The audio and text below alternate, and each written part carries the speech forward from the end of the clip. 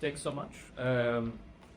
Continuing on with the ecosystem perspective, a different kind of ecosystem perspective, I'm actually honored to talk to you about the impact of EU recalls in the private innovation ecosystem. Yes, I think this is going to work a bit quicker, but I love this beautiful thing for at the moment.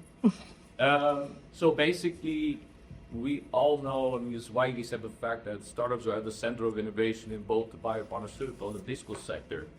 And we see that about 80% of drug development at the moment has found its origin in a startup. And most of the more disruptive entrants that we see today in digital markets are startups, and that shows how important startups are in today's market. In the past 30 years, a number of technological advancement has significantly decreased the cost of experimentation, to say the necessities what it is to enter the market. You've seen that, for example, Popular in 2006 has allowed startups to outsource their infrastructure requirements, so for a fee, and now they cloud computing services from Amazon, from Microsoft, and from other platforms. In Europe, they call important cloud computing is a European perspective on this. For example, AI, another technological advancement that speaks for itself, and ACS, that's for high drug screening, that allows biopharmaceutical startups to quite quickly and relatively cheaply scan a lot of compounds to see which one is the most viability for the therapeutic drug that they're trying to develop for.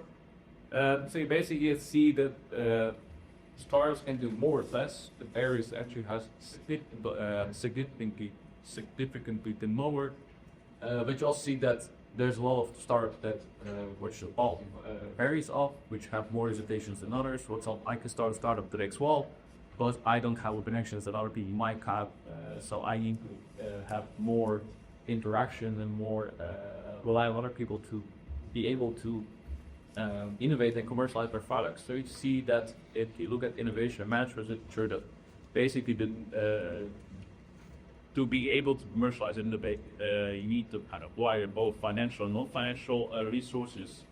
You might have an idea, there's need to transpose into an actual product that requires money, for example.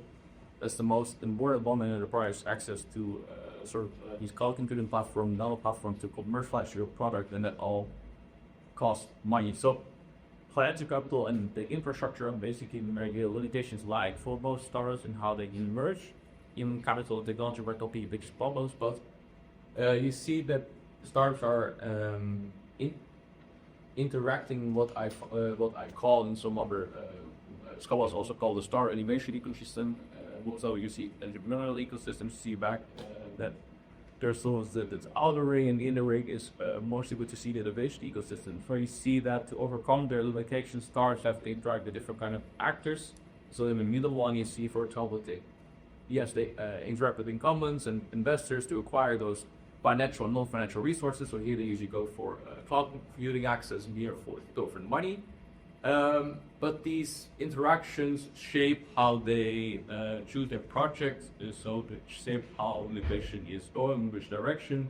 Basically, with these interactions, and these interactions must depend on the sectoral dynamics. So, for example, in the biopharmaceutical sector, you see that startups more and more interact with universities than they do with, for example, in the digital market, you also see that startups interact with universities, so universities have more influence on startups in the biopharmaceutical sector. And it also very much depends on the life cycle stage in which the startup is situated. For example, these circles in the middle of startup, growth, M&A, IPO, and reinvest. So these life cycle stages, so you see that in the beginning they interact with different kind of investors than they deal with in the later stages of their life cycle. So they all show they have different sort of influence over a portion of their life cycle, and it depends also on sectoral dynamics. But what my key takeaway basically is from this diagram is that these innovation actors are not in isolation. They have their overall decision-making trees that are influenced by the wider environmental factors, such as the M&A and IPO market, such as the policy regulation. And these environmental factors have an influence over how these innovation actors interact with startups. So in a way, these environmental factors you see in the outer circle, in the orange circles, have an influence over how innovation shapes in the end. for my PhD, I kind of will look at mostly into the investor relationship with startups and how the M&A IPO market, how mergers have an effect on the way innovation shapes and how they interact with startups and which startups they invest into and which they do not invest into, and how that has an effect on innovation in the wider market. So zooming in, yes. So basically, what you see is that finance tracks have basically the power to see, by their investment power, they have the power to basically say which startups see the light of day, which ones do not. And with that, they have a very deep power over where the innovation direction follows it to. And each of these investment decisions is based on their own sort of set of priorities and their own set of influences that they have. So, for example, angel investors more likely to fund the early stages of investments, while a corporate venture capitalist is more in line with his investor priorities from the investment arm of the incumbent that is part of. But what you see, the common denominator among all these financial actors is their risk aversion. Despite them investing into highly insourced startups, they still are risk-averse actors, and we still want return on investments. So you see that the market opportunities and both the amount of entrants that we see, the amount of startups that there are in the market, and the amount of exit opportunities that we see in the market. So, for example, that doesn't matter which is an IPO or an M&A. So, more entrants in the market allows them to to spread the risk that they have for for all their investments, and the more exit opportunities there are, the risk of each investment becomes lower. So the more risk tolerant they get for their investments. So more exit opportunities usually means that there are a higher tolerance towards the sort of investors that they make. So you see that they're investing more highly risky and potentially disruptive startups, while in downturns you see that they're mostly funding and investing in the sort of safer bets, where you see already that, for example, at the because you have tumble.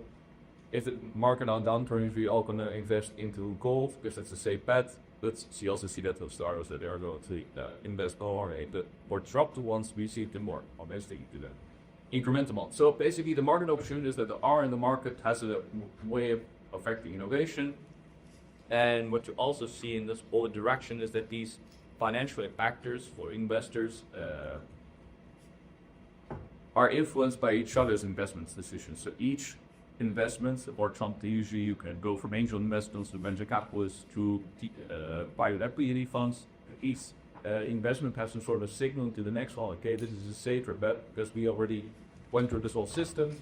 So you see that with their own investments, that they also go signal sort of a fallibility that there are more market opportunities in this market. Yeah, referring back to the market opportunities, you see that if you draw from an industry lifecycle theory, that there are basically two moments of the entry, and there are two moments where venture capital waves and investors are more likely to invest into. To follow a technological breakthrough, it's sort of the dawn of an industry, and you see that there's a lot of startups entering the market with different kinds of ways of needing new consumer needs, and they see which one gets the most consumer validation, which one does not. You see that it slowly transitions to sort of shakeouts, because in the first, but I forgot to tell you, just now in the first down cycle, you see that there's so much uncertainty because there's no consumer validation that venture capitalists will not be willing to invest these ones, despite their highly disruptive potential. And the moment that you see that consumer validation becomes more the thing, you see which ones you like, and what consumer not like, what they will buy and what they will not buy. You see we start to transition to sort of either shakeout, and until we see sort of a dominant design emerging. With dominant design, for example, if you take an iPhone as a smartphone as an example, before we had smartphones with keyboards and styluses, I think now all smartphones have basically a touchscreen. That's the sort of dominant design thing that I'm talking about. So you see that all these firms that do not follow that dominant design are falling out. The ones with stylus are gone, although they really like the BlackBerry phone, it's also gone out of the market. So you see that sort of shakeout. Incumbent entry, for example, Microsoft and Google, say in the smartphone market, but you see there's a sort of like fertility sign, where you see that there comes to sort of switch with that dominant design of we go to more incremental innovation from the more disruptive innovation. The first phases of this industry life cycle, And there you see that the ones that sort of won this consumer validation, this whole transition period, that they're trying to compete with each other, basically no longer on the more disruptive innovation, but they're competing on innovation, incremental innovation basis with better products, better functionalities in their iPhone, better cameras on their iPhone, etc., etc. And that creates two sort of entryways and a corresponding investor way, because you see that here does them sort of like the technological stability. You see that more and more complementers go into the market.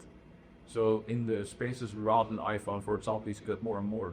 They go to app stores. They're more, I said it, things that revolve around the phone. That they're more technology. For that, you see massive entry in there.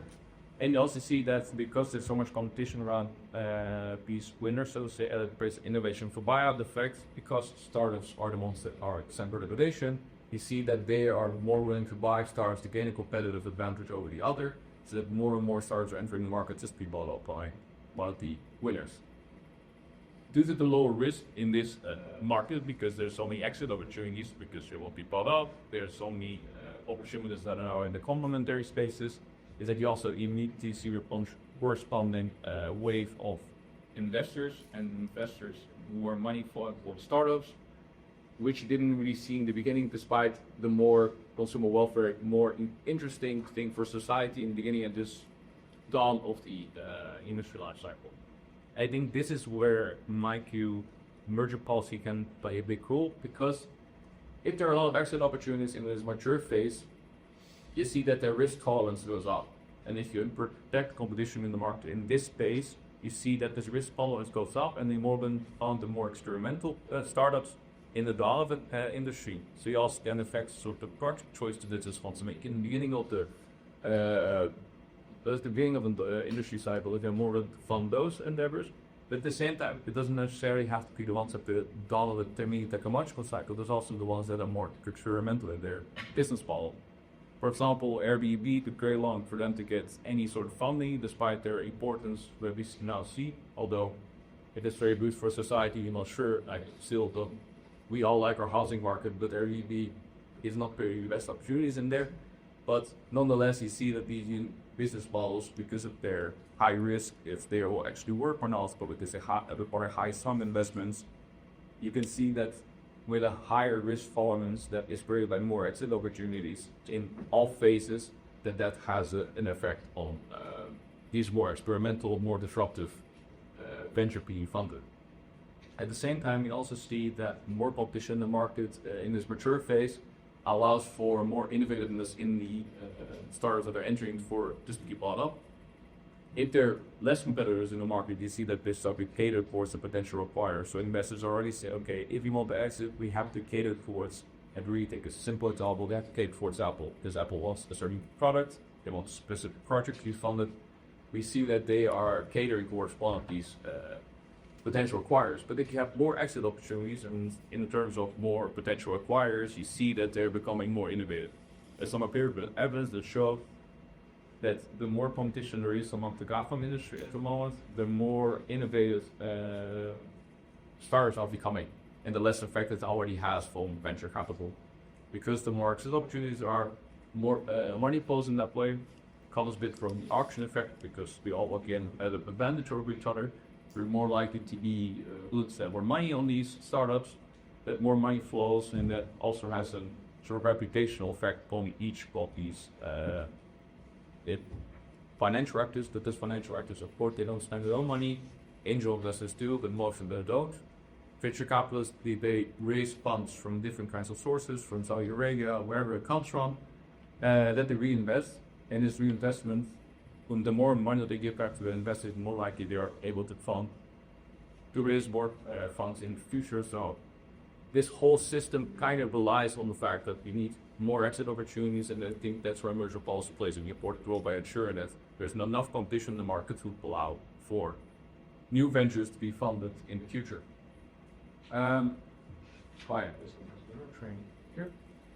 Yeah, to sum up, I think not just the credibility I have me touched upon this, but I think for merger policy to see which startup you have to look at, for example, this beginning of this life cycle. You may be able to extrapolate some information for some of this life cycle, but there's a lot of uncertainty because of the fact that investors have their own decision trees and they are able to filter out which ones they think have potential. And the fact of mostly the ventures that are in the life cycle are more likely to go public than to be acquired, that we can maybe extrapolate some information from these investors and why they invest in certain startups, but others not how much value they give to a certain startup. Maybe we can extrapolate some information from that to see how that, if you have to look at that idea of the flyer, it's not an indication this a bad merger, so to say that it might allow us to give some trouble is an information that we may have to look at this acquisition in these early phases. Yeah, I think that's your sample as they run out of time. I'm very open to all the questions that I guess. All right, thank you very much. David, go first. Yeah, thanks, Max. I think brilliant overview of a very complicated system. I was wondering if you could, what's not entirely clear to me, basically, so, what's the underlying problem? How is this going to contribute to solve what problem? So what's the aim of basically reset? I think the aim is really to understand where the co-option lies from these acquisitions. But okay, we want to make sure that if there's enough disruptive potential in the market or innovate, if we protect innovation in the market as much as possible, we're not hater or for potential acquirer that this potential acquirer can, with its money, with its powers, let's say, affect where the stream of innovation goes through. And if we have to protect innovation in the broad sense that each merger acts in effect on potential future competition and future innovative in the market because of the fact that this might flow back to a new industry life cycle. And unless we're trying to put this in that properly, I can. The more we see that these opportunities go away, the less likely investors are going to invest in the next life cycle, and then we might see that we have some sort of end towards the new flow of startups path. Sort of auction already of this auction by just having got market power in one market. Did that? So, Han, really, you once again for contribution. Thank you for the presentation. It's a very complicated topic. I'm trying to understand. And I once during this station, you will make examples to explain the innovation in the system. But I found actually most of the examples are talking about not really startups. So I want to maybe can find like a real world examples of the real startups and in this innovation ecosystem. So me to as an audience to better understand the stuff. Yeah, I see your point. I think the phone, as an example, is a very not startup-y kind of idea, but I think this kind of shows how market opportunities change. The bet are as necessarily that you have to be a startup. You can already be a public company. I think Airbnb so far still has not gone to market as far as I know. It's not gone public, so technically it could still fall under a startup. But I acknowledge your point. Yeah, a good credit is so better. Indeed, I leave it up here. Yeah. So technically they all are I do it because there's a great podcast of pirates that they recorded while Airbnb was IPOA. Mm-hmm. And so they were live reacting to that was pretty interesting. So you all the way back. Alright. Elle, take couples. I thanks a lot, Max. I really enjoyed the presentation, although it's a topic I'm not familiar with, not work at all myself. And I was impressed by how, in a very short time frame, you could get someone on board who basically has very limited knowledge of the topic. So I think you did it very well. And although the phone is probably not the best real life example, it really helped me in my understanding because it's so easy to relate. Yeah. Now we get to the tricky parts because you all know that the food is waiting for us. But we have comments. Wolf, yeah, maybe. I thought it was very interesting, but I also found it puzzling because I didn't really get what the merger or merger enforcement dimension is, because to me it seems almost as if you're discussing market concentration and the effects on innovation and investment more than merger policies in any at least detailed manner. So maybe you could say something about that. Yeah, I think it's more of like a nature of externality from a merger when you create sort of when two bigger firms start to merge, you see that that the effect no to that extent beyond just what the lease farmers do, and then it has a broader effect on how innovation comes in the future and in the market. So because if we lose these potential acquirers in the market, the competition lowers. You see that it has an effect on innovation via this indirect way of financial investors that their risk tolerance goes lower. I think that Or is interested in seeing that develop more in another presentation, because that for now you could have done with this market concentration. Really. Let me echo on that because it's very clear from your presentation that you have a great understanding of the economy theory underlining your research question. However, the way you frame it on the very last slide is an economy question. And even though you may have that training, if it's a PhD in law, what to me at least would be much more comfortable to say, if economic theory shows this and that, then what do I do with it as a lawyer? Right?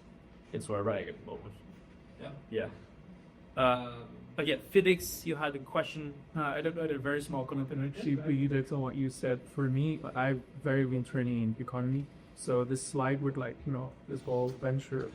So this slide, I think for me, would want to look at more like, just the names of the people that have written on this, okay, even this, like just a few, because for me, I could be convinced of anything at this point because I have very little economic about how it show it in their general presentation, she mentions what I've written on this, so that's easier for the author and understand where they come. And I think then will that also make it easier with people, I guess. Yeah. In Lux Contours, I think it's a super relevant PhD you're pursuing, and I'm really curious to follow your work. One comment, you have exactly this slide on. I think it's very interesting if your scope of your research allows to differentiate between the US and the EU startup ecosystem. I usually startup entrepreneurs and work a lot with VC. You see the risk appetite in the US versus the EU is significantly different, and it would be interesting to see to what extent merger policy differences in the EU by, because basically in the EU they require 50-day MRR and iedere recurring revenue, or let's even start the DD, and they call it early stage. And in the US they laugh at that because they do it pre-revenue, and of course every little bit of an outlier in that sense, because it indeed did that in funding. It would be profoundly interesting to me, given the lack of innovation you have in the EU and difficulties in scaling up your venture, to see what the merger policy in fact is. And one tiny comment, I used to be really proud once we hit the €1 million threshold that we wouldn't call ourselves a startup anymore. So I think in terms of jargon, there's a definition of scale up in between startup and IPO, and it differs what the threshold is. But I think also presumably you want to interview entrepreneurs and they will feel insulted if you contact them having a startup. So it would be good to perhaps use the word scale up. Yeah, that would be great. Yeah. Cool. All right, I'll finish on two comments. The first one, I'm not sure if you find research on that already. It seems to me that there is very little when it comes to the interplay between the VC market and the ability to kill acquire, right? And that's the Instagram story where the CEO was saying, well, if you have only 10 employees and someone comes to you and offers a couple of billions, what do? Of course you take it. But maybe it's not so obvious if you can actually raise this in money with the VC market. And the VC market has been multiplied by 10 in the last 10 years. Which doesn't mean that you cannot kill acquire, because as a big tech company, you can always sell the story well. But if you join, then you get access to the data and leverage throughout the ecosystem. but that'll be an interesting one. And I was wondering also, and maybe you can get access to that when it comes, and this relates to this graph over here. You do have databases in the US that gives you the identity of companies investing not only in round number 1, the 2, 3, or the A, B, C, D, E, F, right? So when you were talking about the appetence and the risks, I think this is something you can actually back up with data. And I have here, I can give you the name of databases that you can bring access to, everybody. So, yeah. Thank you very much.